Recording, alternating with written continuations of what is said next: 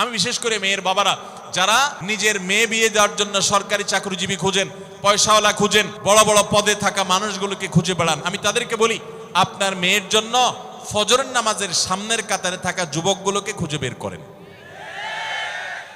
এই যে যুবকরা চিৎকার করছে সবাই ফজর নামাজ পড়েন, আল্লাহ সব যুবককে ফজর নামাজ জামাতের সাথে পড়ার তৌফিক দান করুন। ভাইরা আমার, যেই ছেলে আল্লাহকে ভয় করে, যেই ছেলের ভিতরে কোরআন এবং হাদিসের কাছে আত্মসমর্পণ করার মতো মানসিকতা আছে, এই ছেলে আর যা হোক তার স্ত্রীকে কখনো কষ্ট দিবে।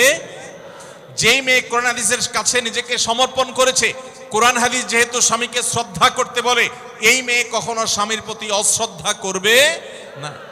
অতএব দাম্পত্য জীবনের অনেক গুরুত্বপূর্ণ একটা পয়েন্ট হলো এটা যে আপনি তার রূপ লাবণ্য, সামাজিক অবস্থান, সম্পদ, পয়সা কড়ি এগুলো দেখেন বা না দেখেন, প্রধান বিবেচ্য বিষয় হবে তার ধার্মিকতা।